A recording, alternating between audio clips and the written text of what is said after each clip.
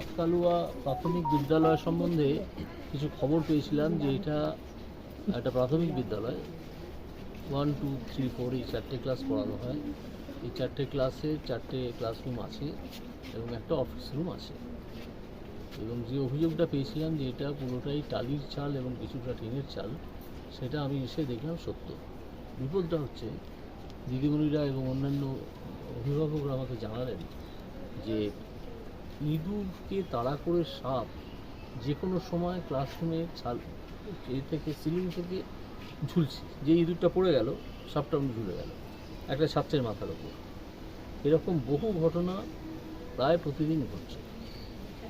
এদিকে এই স্কুলের সর্বশিক্ষা মিশন থেকে কোনো টাকা এরা বহুদিন পাননি। আমি আজকে এইমাত্র সর্বশিক্ষা মিশনের কার সঙ্গে কথা বললাম, এসআইয়ের সঙ্গে কথা বললাম। তিনিও খানিকটা এড়িয়ে গেলেন, করেছি বলে বললেন, কিন্তু আসলে কিছু করেননি, বোঝা গেল। তো এবার যেটা আমি অবাক হয়ে যাচ্ছি যে দেখুন, মমতা ব্যানার্জি প্রতিটা ক্লাবকে 85,000 টাকা করে দিচ্ছেন পুজো করার জন্য। এছাড়াও ক্লাবকে আলাদা করে দিচ্ছেন, অথচ তার সরকারের কোনো হুঁশ নেই যে এখানে এরকমভাবে একটা প্রাথমিক বিদ্যালয় চলছে যেখানে ছাত্র সংখ্যা প্রচুর এবং দিদিমণিরা এবং টিচাররা এরা একসঙ্গে এখন পর্যন্ত আছেন। আমি আসবো বলেছিলাম সেই জন্যে, এবং তারা পড়ানোর চেষ্টা করে এবং ছাত্রছাত্রীরাও একটু সিরিয়াস। এটা মেদিনীপুর জেলা, তো এখানে ছাত্রছাত্রীদের মধ্যে একটু সিরিয়াসনেস থাকে। আমি অবাক হয়ে যাচ্ছি যে যিনি 85,000 টাকা করে পুজোর জন্য দিতে পারেন, তিনি একটা সামান্য ছোট বাড়ির ছাদ তৈরি করিয়ে দিতে পারেন না। ক টাকার ব্যাপার, বিরাট টাকার তো ব্যাপার নয়।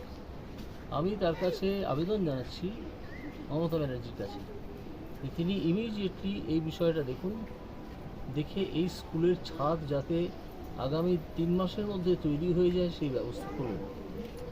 এছাড়াও আমি আর একটা প্যারালাল আবেদন, সমান্তরাল আবেদন অনেক ক্লাব যারা টাকা পাচ্ছে তাদের কাছে করতে চাই।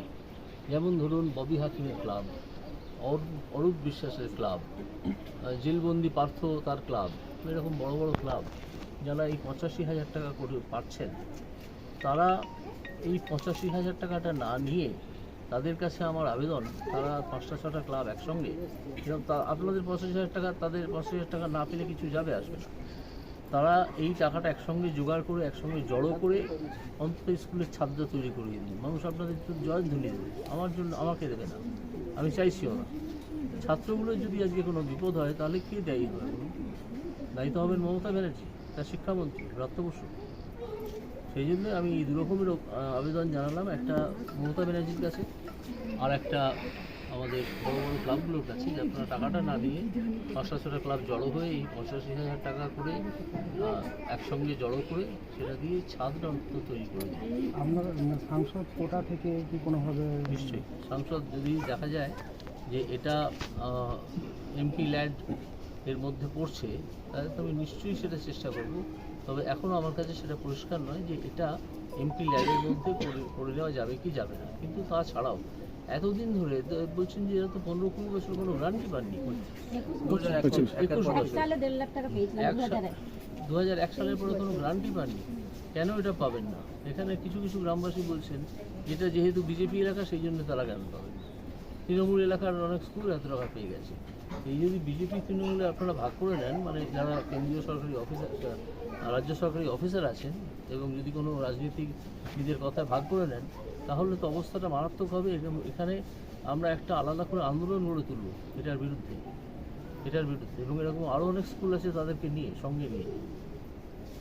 দেখি, আপনি আবেদনটা রাখলাম মুখ্যমন্ত্রীর কাছে একটা, এবং প্যারালালি এই ক্লাবগুলোর কাছে একটা, তারা যেন ইমিডিয়েটলি টাকাটা দিয়ে এই স্কুলের ছাদের ব্যবস্থা করে দেন। আর আমি দেখছি এমপি ল্যাডের টাকা যদি জোগাড় হয়, তাহলে আপনারা বলছেন এখানে ডাইনিং হল নেই, ছাত্রদের মাটিতে বসে সবসময় খাওয়াতে হয়, এখানে দুপাশে দুটো পুকুর, তার ওয়াল নেই, সেই সবগুলো আমি নিশ্চয়ই দেখব। এবং যদি এটা না হয় তাহলে আমি দেখছি এমপি ল্যাডের টাকা দিয়ে করা যায় কিনা বা অন্য কোনোভাবে করা যায় কিনা, সেটা আমি দেখব। কিন্তু তার আগে দেখি ওনারা এগিয়ে আসেন কিনা।